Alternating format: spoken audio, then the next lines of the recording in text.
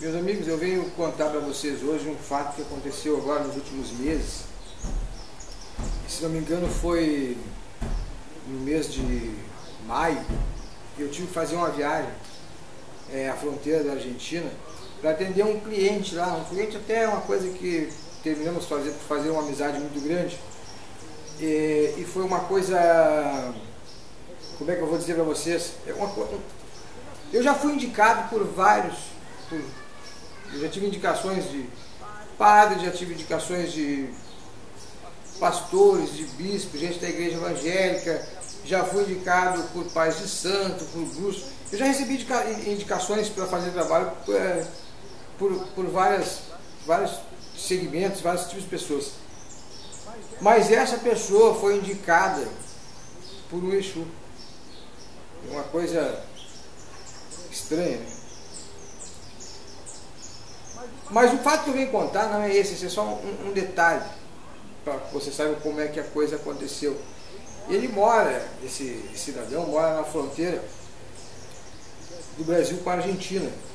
E ele estava com um problema, não é o caso, e foi até a Argentina visitar um religioso muito conceituado lá. Esse religioso teve durante muitos anos casa no centro de Buenos Aires. Depois ficou muito velho, quis se retirar do movimento. Hoje é uma coisa normal, né? As pessoas procuram se retirar dos grandes centros, e veio para a fronteira do Brasil. E ali botou sua casa e como ele era uma pessoa, ele é uma pessoa muito conceituada, esse senhor foi até ele fazer uma consulta. E ficou lá fazendo alguns trabalhos com ele, algumas coisas lá, sempre bem sucedido, diga-se de passagem. Mas ele resolveu fazer um certo tipo de trabalho, e o religioso disse: olha, eu tenho que conversar com o Exu, para ele que resolve isso. E ao conversar com o Exu disse que não faria. Ele disse: não, eu não sabe lidar com isso, tem que procurar uma pessoa que faça esse tipo de trabalho. Então ele começou a procurar daqui, procura dali, informações em sites, indicações. E sempre que ele pegava alguém, conversava com alguém, ele levava lá o nome da pessoa e a fotografia que ele pegava, e dizia: olha, encontrei esta pessoa aqui. O Exu dizia: não é esse, não é com esse. Até que ele chegou lá com o meu nome, a minha foto, e o Exu disse: não, é essa pessoa que deve procurar. Aí ele entrou em contato comigo, isso foi no mês de maio, tá? Nós estamos agora em setembro, já entrando em novembro. Isso foi no mês de maio. Maio, abril, maio. No final de abril, início de maio, foi quando eu fui para lá. E até eu não ia ir. Na verdade, eu não ia. Porque para mim me deslocar até a Uruguaiana, porque tem que entrar a Argentina dentro, era complicado. Ele até se prontificou a botar um táxi aéreo para que eu fizesse essa consulta para ele lá. Mas a verdade, gente, é que assim, se você já andou de táxi aéreo é aquele passeio que tu faz uma vez só. Eu fiz um voo de Porto Alegre, Santa Maria, de táxi aéreo, e não vou mais. Não vou mais. Eu faço a distância de carro, não vou mais. Quem nunca teve medo passa a ter medo depois que faz pelo menos eu passei a ter. Eu não tinha medo de voar, e depois que fiz essa viagem de táxi aéreo é uma coisa complicada. Um aviãozinho pequeno é terrível. Bom, mas não é o caso. Aí eu não ia ir, vai ser complicado para mim. Eu pedi que ele viesse, ele também não podia, era muito atarefado. Mas logo em seguida apareceu um trabalho que eu tinha que fazer próximo a Santa Maria. E aí eu entrei em contato com eles. Bom, já que eu vou até Santa Maria, eu vou de carro até Santa Maria, eu vou até Uruguaiana. E aí a gente conversa. Eu fui atender a pessoa que tinha que atender em Santa Maria e fui a Uruguaiana. E chegando lá, nós conversamos, jogamos lá o que tinha que fazer. E combinamos de fazer o trabalho. Eu ia iniciar aquela semana e depois eu voltaria uns meses depois para terminar. E como eu estava curioso para conhecer o Exu que me indicou, porque ele me contou toda a história, como é que aconteceu. Nós fomos até a casa do religioso. na Argentina. Mas infelizmente ele não estava lá. Então eu não pude conhecê-lo naquela ocasião. O religioso às vezes mora 120, 130 quilômetros para dentro, depois da fronteira, para dentro da Argentina. Então depois, durante a viagem, conversamos muito e ele me relatou um fato. A gente estava falando sobre o religioso às vezes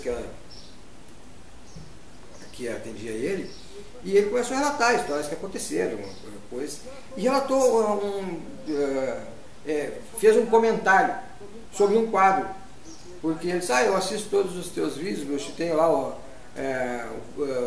Bruxo Janta com o Diabo, diz ele, o meu amigo esse, ele tem lá onde ele atende lá, o quadro de uma janta com o diabo. Eu achei interessante, mas não me interessei muito pela história, porque eu não sou ligado em arte, e eu sei que tem muitos filhos de santo que fazem trabalhos de pintura para dar de presente para os pais, os pais de santo, para os mestres, né? Tem muito mestre que encomenda trabalhos de foto da sua entidade. Mas como eu não me interesso muito por arte, embora eu conheça muitos artistas, mas principalmente essa arte de pintura eu não conheço um pouco, mas não sou profundo conhecedor. E como eu sei que a maioria desses quadros não são arte, tá?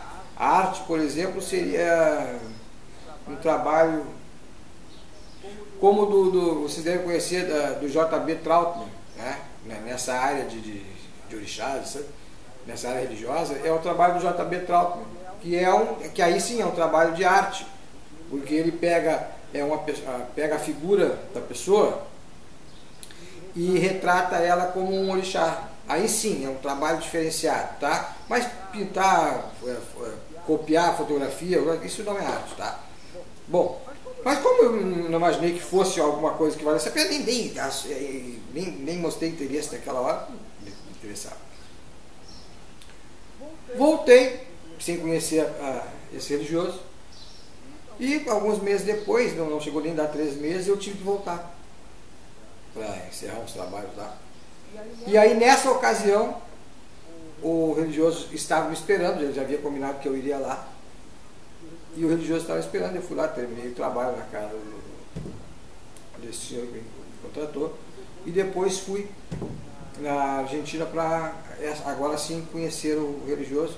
Na verdade está mais curioso para conhecer o Exu dele, que havia me indicado, né, conversar com ele. E fomos até lá, e alguma pessoa muito simpática, uma pessoa muito receptiva, uma pessoa sempre com um sorriso no rosto, um senhor já de 66 ou 67, 60 alguma coisa, quase 70 anos, eu comentei que ele já estava chegando aos 70. Uma pessoa já de idade, um cara de muitas posses, o cara mora numa fazenda, uma coisa, sabe, um cara que está com... que depois eu entendi por que ele estava naquela situação, naquela tão boa situação. E recebeu muito bem, terminamos por ficando na fazenda. Um dia eu cheguei lá só para fazer uma visita, mas não teve jeito, o homem já havia preparado lá jantar, contratado gente para tocar. Olha, foi uma recepção daquelas que todo mundo quer dar aquela recepção para quem chega de visita, e todo mundo quer receber aquela recepção quando chega de visita. Tá? Uma coisa muito bonita mesmo. E aí conversa para cá, conversa para lá, eu me apresentou lá, alguns religiosos estavam lá de visita também, sabendo que eu estava lá, as pessoas se reuniam para conversar, bater papo, uma coisa não ligada diretamente à religião, mas que sempre sai uma conversinha. E uma das conversas foi que eles me mostraram lá as obrigações do Exu dele, porque ele disse que o Exu viria mais tarde para conversar comigo, até porque eu disse que ele queria conhecer o Exu dele. Eu não entendia quase nada do que ele falava, quase nada, porque ele era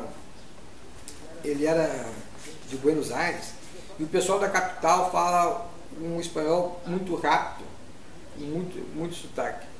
Sabe aquele cara que fez um cursinho de inglês, tá? Fez um cursinho de inglês e foi morar no Queens, né? Na hora que ele embarcou no ônibus, ele viu que o cursinho de inglês dele não serviu para nada, né? Porque o pessoal lá fala com muito rápido e muita gíria, então se você fizer um cursinho aí fraco, não vai chegar nos Estados Unidos, conforme a região dos Estados Unidos você for, você não vai entender nada que as pessoas falam. E eu me sentia assim, eu tinha feito um curso, e porque na fronteira eu entendia tudo. Sabe aquele brasileiro que acredita que espanhol é apenas botar o sotaque, pega a palavra em português e bota o sotaque porque você está falando espanhol? Eu sou mais ou menos assim. Então eu chego na fronteira, falo tranquilamente com o pessoal que mora ali, mas esse senhor que ele era oriundo de Buenos Aires, a comunicação ficou um pouco complicada. Mas, tranquilo, tinha lá todo mundo, o pessoal morava na fronteira, inclusive esse rapaz que eu fui atender, esse rapaz, modo dizer, esse senhor, ele morava na fronteira há muitos anos, então falava espanhol fluentemente.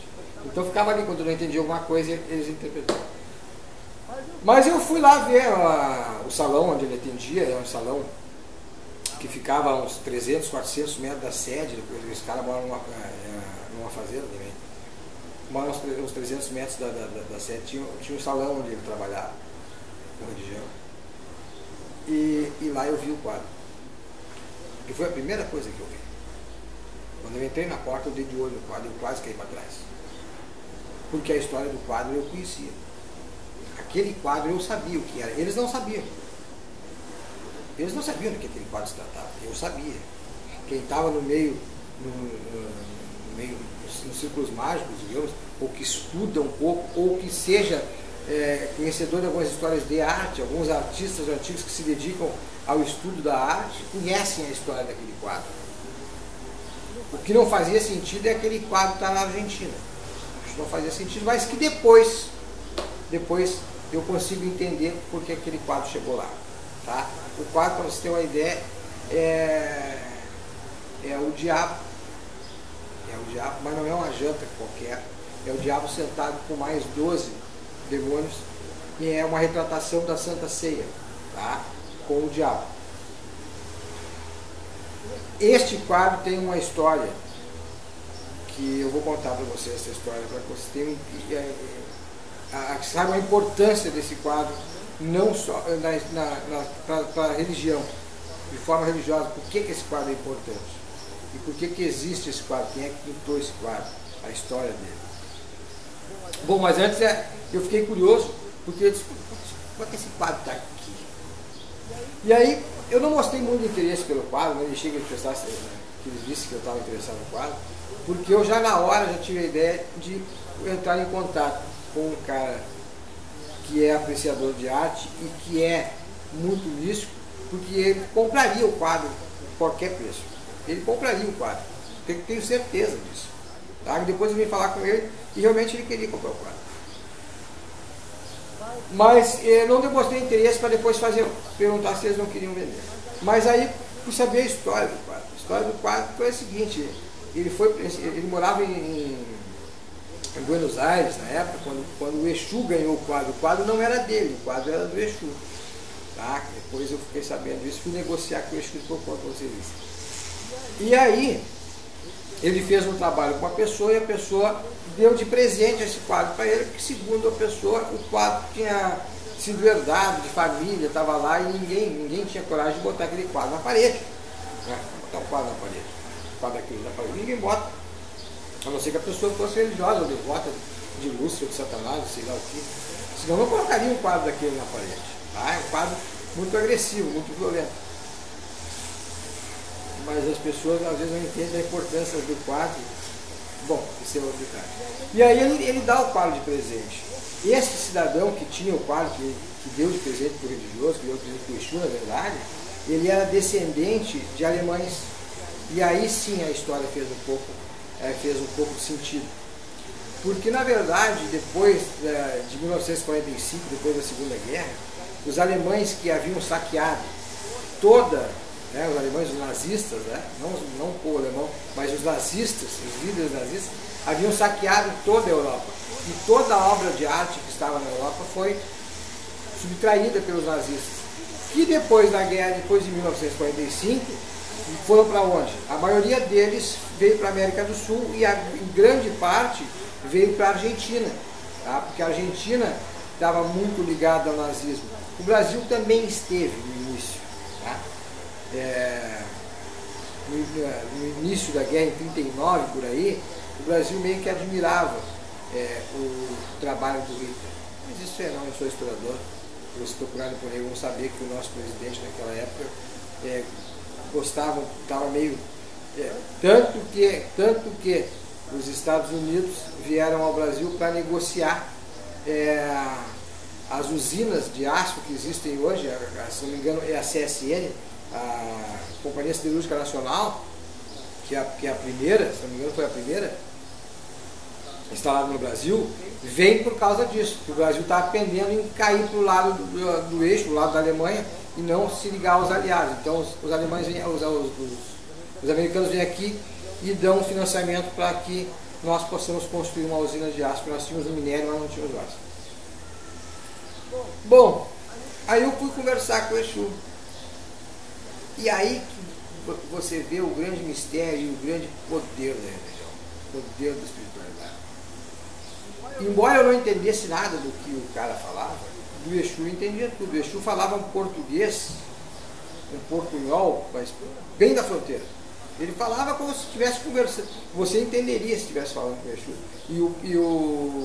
E se você não fala espanhol, o cavalo, você não entendia nada. O cara falava um espanhol muito rápido. E o Exu falava pausadamente, e você entendia tudo que ele falava. E o Exu conhecia a história do quadro. O Exu conhecia a história do quadro. Ele me deu prova de que ele conhecia a história do quadro. Ele não deixou nem eu fazer proposta. Ele disse que sabia o que aquele quadro representava, quem tinha feito e sabia a história dele, sabia como ele tinha chegado ali. Então eu não tive nem como fazer proposta no quadro. A única coisa que me foi permitida foi fotografar. Depois eu consegui fotografar o quadro para trazer a imagem, para conseguir alguém que reproduzisse o quadro. Tá? Eu não vou contar a história desse quadro hoje, porque ela é longa, tá? Mas ele é a Santa Ceia do Oposto. E ele foi pintado para que uma pessoa ficasse muito rica. Todos os lugares onde esse quadro andou, as pessoas que tinham posse dele ficaram muito ricas. Mas também algumas não souberam aproveitar. Mas isso eu vou contar em outro vídeo. Tá bom? Um abraço a todos vocês.